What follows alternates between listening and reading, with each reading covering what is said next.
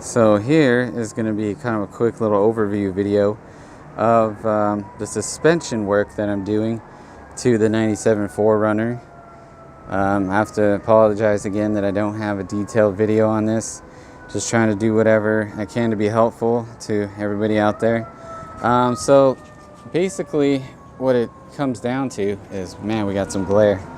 But the suspension is worn, shot.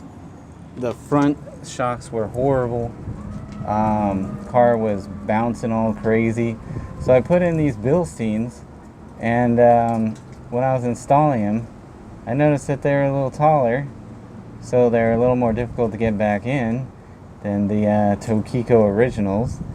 But then I noticed another thing when I had everything back together and put it on the ground is yeah, it's a little bit taller. You know, I didn't take a measurement, unfortunately, before, but yeah, it's getting a little tall, looking a little lifted, which I don't mind if I could just get the back to match. And you know, I didn't really pay a whole lot of attention to the height before from front to back. I know these trucks, various years, can have sag in the rear. There actually was a recall where they were replaced the rear springs on this truck already. But yeah, so I'm taking measurements, and we're about 35 3/4, just kind of going along the center of the wheel here. 35 3/4 height to the fender on the front, and then if we go to the back, we're a little droopy here. Would like to see it a little taller in the back. Let's see, how's that view? So I'm doing a measurement on the rear, and yeah, it's like trying to hit it in about the same spot. But yeah, it's only about 35 1/4. So yeah, we got Bilsteins in the front, stock springs in the front, and now we got this weird sag look going on in the back. So I'm gonna go ahead and well, sooner or later here, I'm gonna change out the rear shocks and springs, and we're gonna see what happens. I'm gonna use the Moog springs, which I should get a shot of those. Where are they?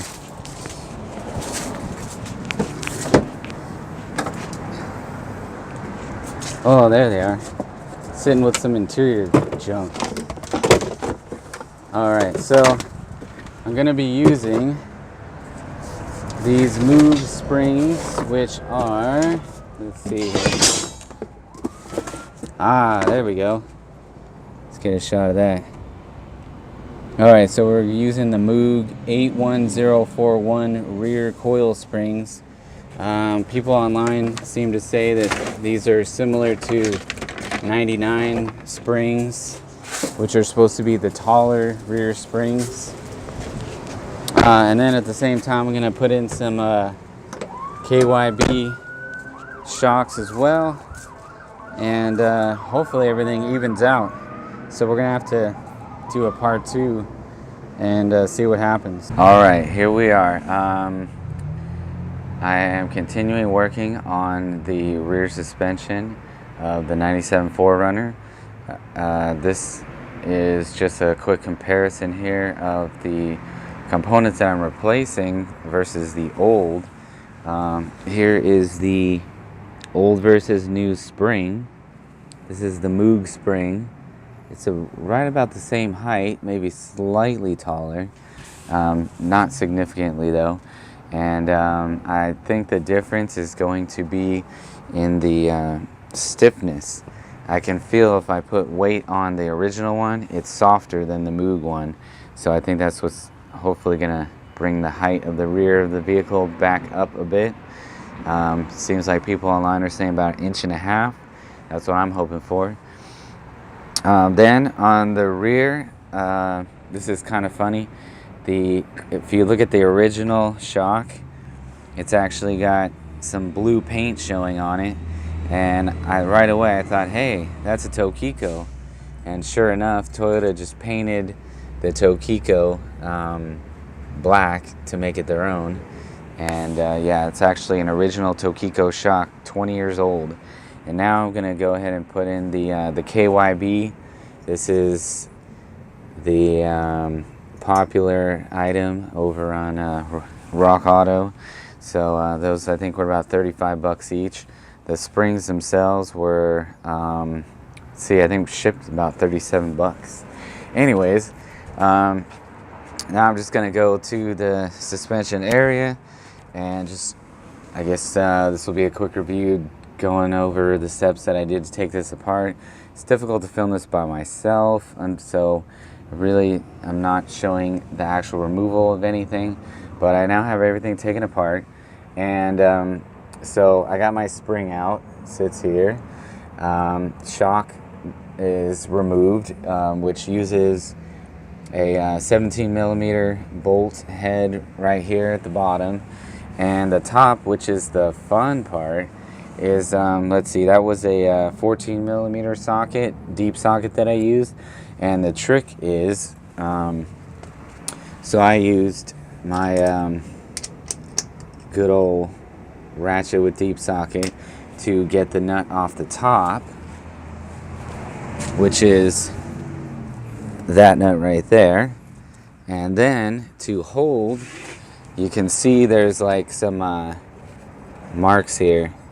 That's because I was using the strap wrench, which is this guy.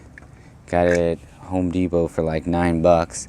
I used the strap wrench to actually hold the body of the shock. Well, not the body, but the sort of boot portion on the top. And that way I could hold it in place so I could loosen that top nut. Otherwise, it just spins and spins and you're not going to get it anywhere. So, and then the other part of it, once you get the shock out, that's the worst part. Then, in order to get the rear end to lower down so you can get the spring out, let's see, you're gonna want to be very careful of the brake line. So this thing, you definitely don't want to damage and have to replace. So what I did is I took out 1, 2, and down there's the third one. So there's 3 bolts with 12 millimeter heads on them. So I took those out, so now I have more movement, and that'll give me an extra inch or so. And the worst case scenario would just bend the lines a little. I could bend them back. But, so yeah, that gives me a little extra room to drop the rear end, get the spring out. And then, but the main thing to get it to want to drop was disconnecting the end links on the sway bar. So that's just a 12 millimeter nut right there, and comes out of the frame right there. I probably want to support the rear end. That would be a good idea, so that it doesn't just suddenly drop on you when that nut actually comes out. And then yeah, once you get to that point, the spring will just easily slide right out of place, and you can go ahead and install another one. And that's about it. So I'm gonna go ahead and put it back together, measure the ride height when I'm all done, and hopefully we get some good results. Got it all back together, and so now time for the final look. We got the front end done with the Bilsteins and the stock springs. And let's see, let me measure that again. Already just by looking at it, I can tell we got an improvement. So I'm trying to just line it up on the center of the hub roughly, measure to the fender. So let's see, I don't know if you can see that, but let's see, we're looking at about 35.5. And then we'll go to the back, which I think, I have to check the tape, I don't remember, but I think it was like 35.25.